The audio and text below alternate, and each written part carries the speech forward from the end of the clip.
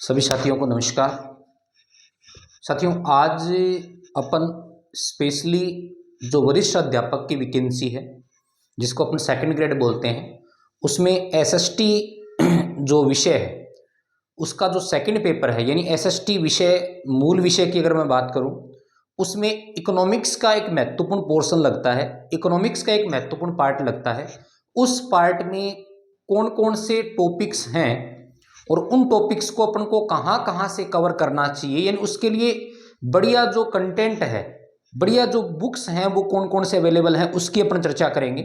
तो सबसे पहले अपन जिस विषय की आज मैं बात करने वाला हूँ स्पेशली अपना, वो अपन बात करेंगे सेकंड ग्रेड।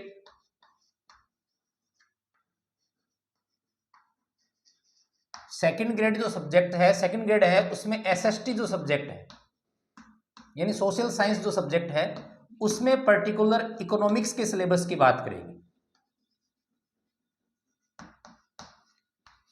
यानी अर्थशास्त्र विषय की मैं बात करूंगा। साथियों, इकोनॉमिक्स सब्जेक्ट का जो सिलेबस है वो इस एग्जाम के लिए ऐसा डिजाइन किया गया है कि यहाँ प्राय वो सभी टॉपिक कवर हो जाते हैं जो अन्य एग्जाम से भी पूछे जाते हैं। अगर मैं बात करूं सेकंड ग्रेड के फर्स्ट पेपर की, या फर्स्ट ग्रेड स्कूल जो व्याख्याता है उसके फर्स्ट पेपर की, वहां भी इकोनॉमिक्स का कुछ पोर्शन अपन को पढ़ने को मिलता है। वो सारी चीजें यहाँ से कवर होती है। तो कुछ बेसिक बातें मैं पहले इकोनॉमिक्स सब्जेक्ट से रिलेटेड कर लेना चाहता हूँ, क्योंकि किसी विषय को अगर अपन पढ़ना चाहते हैं और उसके बेसिक कॉन्सेप्ट को भी अगर अपन नहीं समझ पा रहे हैं तो मेरे ख्याल से वो चीज पढ़ना अपने लिए बेकार होगा। अर्थशास्त्र जो विषय है वो मूलतः किस कॉन्सेप्ट पे डिस्कस करता है, किस कॉन्सेप्ट पे बात करता है, उसके ऊपर मैं बात करूंगा। अर्थशास्त्र विषय को समझने के लिए हमें दो चीजों को समझना जरूरी है। एक तो अर्थशास्त्र विषय का संबंध संपूर्ण तरीके से आर्थिक व्यवहारों पर तर्ज है, इससे संबंधित इर्द गिर्द ही घूमता है। तो इसके अंतर्गत अपन ये मान सकते हैं कि मनुष्य की जो आवश्यकताएं हैं,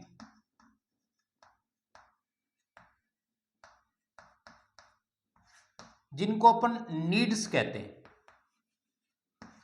यानी मनुष्य की जो भी जरूरतें हैं, जो भी आर्थिक आवश्यकताएं हैं, उनकी अपन बात करते हैं। और दूसरा, इन आवश्यकताओं की पूर्ति के जो स्रोत हैं, जो सोर्सेज हैं,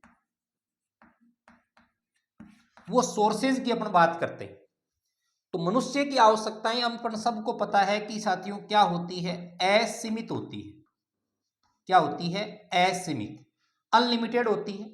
और जो सोर्सेज हैं वो क्या होते हैं? सीमित होते हैं।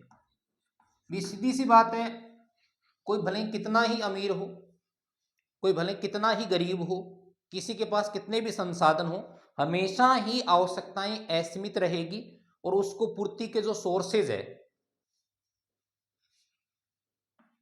वो क्या रहेंगे? सीमित रहेंगे। तो अर्थशास्त्र विषय क्या करता है? इन दोनों के बीच में सामंजस्य बैठाने का प्रयास करता है। अब सामंजस्य कैसे बैठेंगे? कि आप अपने लिमिटेड सोर्सेज से, अपने सीमित संसाधनों से कैसे अपनी, मैं एक शब्द काम में ले रहा हूं, अधिकतम आवश्यकताएं, अधिकतम जो आपकी नीड्स हैं, जो आपकी आवश्यकताएं हैं, उन आवश्यकताओं की पूर्ति आप सीमित संसाधनों से कैसे कर सकते हो, इस कॉन्सेप्ट को बताने वाला जो विषय है, उसी विषय को साथियों अपन क्या कहेंगे? अर्थशास्त्र कहेंगे। ये एक बेसिक सा कॉन्सेप्ट है जो आपको दिमाग में रखना है। क्लियर? ये बात मेरे ख्याल से आपको क्लियर हो चुकी होगी। फिर मैं बात करूंगा अर्थशास्त्र की मूलतः दो शाखाएं हैं। एक तो है सूक्ष्म अर्थशास्त्र, जिसको अपन माइक्रो बोलते हैं, माइक्रो इकोनॉमिक। और एक होता है व्यापक, जिसको समष्टि कहा जाता है। इसके लिए क्या शब्द काम में लिया जाता है? व्यष्टि। इसे इंग्लिश में बोला जाता है मैक्रो। तो इकोनॉमिक्स की कितनी ब्रांचेज हैं? दो ब्रांचेज हैं, व्यष्टि, समष्टि। थोड़ा सा इनको भी अपना समझने का प्रयास करते हैं। जब हम किसी एक व्यक्ति, एक संस्थान, एक जगह या एक उपभोक्ता, एक उत्पादक के बारे में अध्ययन कर रहे हैं, उसके नेचर के बारे में अध्ययन कर रहे हैं। मान लीजिए एक उपभोक्ता कैसे बाजार में पैसे खर्च कर रहा है, एक उत्पादक कैसे वस्तुओं का उत्पादन कर रहा है, इस थीम पर अगर अपन काम कर रहे हैं तो वो व्यष्टि के अंतर्गत आएगा। जब हम पूरे की पूरी अर्थव्यवस्था, पूरे देश, संपूर्ण समाज के मुद्दों पर बात करते हैं तो वो किसका टॉपिक हो जाएगा? समष्टि अर्थशास्त्र का टॉपिक हो जाएगा। जैसे मैं आपको उदाहरण दूं, अब मैं आपसे पूछ रहा हूं बेरोजगारी किस प्रकार का उदाहरण है, व्यष्टि या समष्टि? तो बेरोजगारी में निश्चित तौर पर पूरे समाज की आप बात करते हो। राष्ट्रीय आय, समष्टि।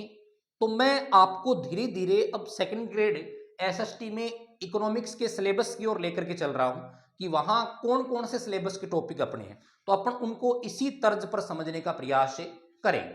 क्लियर? तो देखते हैं।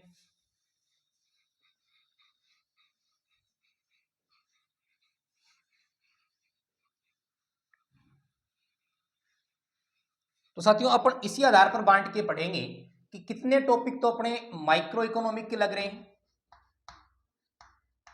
और कितने टॉपिक अपने मैक्रो इकोनॉमिक्स के लग रहे हैं। ज्यादातर एग्जाम्स में जो इकोनॉमिक्स पूछी जाती है वो साथियों मैक्रो होती है, क्योंकि हमें देश से संबंधित अर्थव्यवस्था का अध्ययन करना पड़ता है।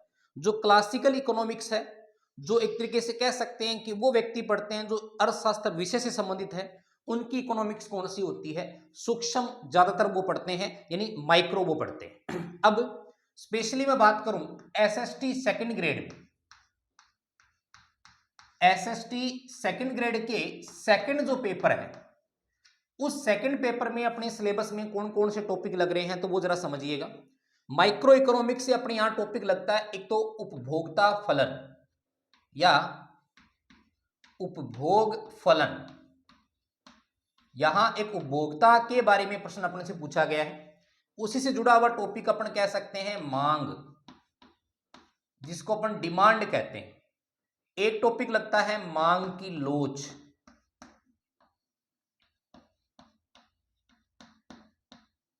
एक टॉपिक अपना लगता है उपभोक्ता का संतुलन, एक टॉपिक यहां लगता है पूर्ति, जिसे सप्लाई बोलते हैं। ये टॉपिक आपके माइक्रो इकोनॉमिक्स से रिलेटेड हैं, जहां पर पर्टिकुलर हम एक जो कंज्यूमर है उसके ऊपर बात करेंगे, उससे रिलेटेड डिमांड, डिमांड की इलास्टिसिटी, इक्विलिब्रियम जो अपन कंज्यूमर बोल सकते हैं, सप्लाई, इन कॉन्सेप्ट को डिस्कस करेंगे। अब अपन मैक्रो की ओर बढ़ रहे हैं। मैक्रो के टॉपिक वही रहने वाले हैं जो नॉर्मल अपन डिस्कस करते हैं। जैसे मैक्रो में सबसे पहला टॉपिक सबका जाना पहचाना राष्ट्रीय आय, नेशनल इनकम, राष्ट्रीय आय, नेशनल इनकम जिसको बोलते हैं, गरीबी, बेरोजगारी,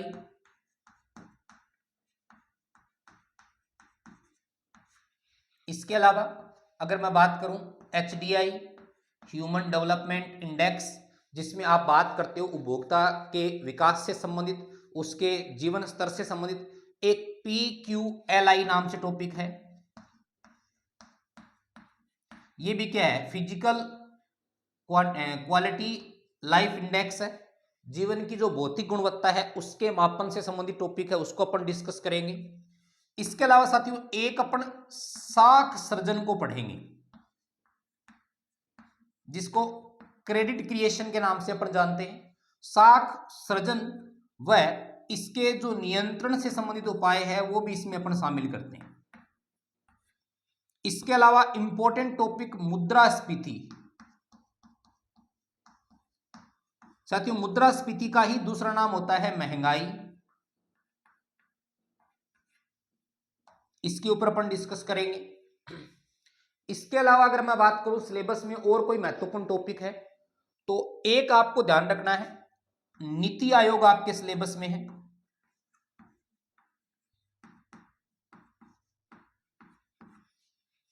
इसके अलावा मैं बात करूं तो आपको हरित लेखांकन के कॉन्सेप्ट को पढ़ना है। हालांकि ये जो हरित लेखांकन का जो कॉन्सेप्ट है इसको मैं बजट से रिलेट करूंगा, इसको मैं राष्ट्रीय आय से रिलेट करूंगा। तो एक आपके बजट घाटे की अवधारणा भी दे रखी है।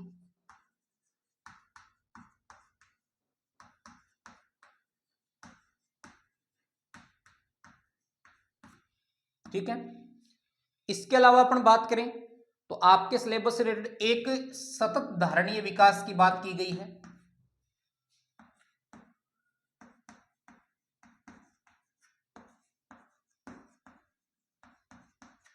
ये वो सारे टॉपिक्स हैं जो सेकंड ग्रेड में एसएसटी के इकोनॉमिक्स के पोर्शन से अपन को कवर करने हैं, इससे रिलेटेड अपन को डिस्कस करना है। क्लियर। एक साथियों एक टॉपिक आपका मनी सप्लाई का भी रह गया, मुद्रा आपूर्ति। अब देखिएगा थोड़ा सा अपन नंबर डिवाइडेशन की बात कर लेते हैं। ये जो टॉपिक है 1 2 3 4 5, इन 5 टॉपिक में से भी इंपॉर्टेंट अगर मैं कर दूं, डिमांड, मांग की लोच, उपभोक्ता संतुलन, वैसे ये पांचों ही इंपॉर्टेंट है। कम से कम पीछे के पेपर की अगर बात करें तो 5 से 6 क्वेश्चन इन टॉपिकों से आए। क्लियर। बाकी अगर टॉपिकों की बात करें तो लगभग एक प्रश्न है वो हर टॉपिक से अपन को एग्जाम में देखने को मिला है। कई टॉपिक ऐसे भी हैं उनसे कम नंबर का भी काम आए। तो मेरा प्रयास ये रहेगा कि आपको इस चैनल पर ये जो टॉपिक हैं वो पहले करवाए जाएं और बढ़िया तरीके से डीपली आपको इन चीज़ों के बारे में चीज़ें बताई जाएं। तो ये आपका सिलेबस था जिसको अपन ने इसकी ब्रांचेज के अकॉर्डिंग बांट के पढ़ा। संपूर्ण अर्थव्यवस्था से संबंधित ये टॉपिक ये मैक्रो इकोनॉमिक्स से रिलेटेड है और इनका संबंध है वो माइक्रो इकोनॉमिक्स से संबंधित है। धन्यवाद साथियों।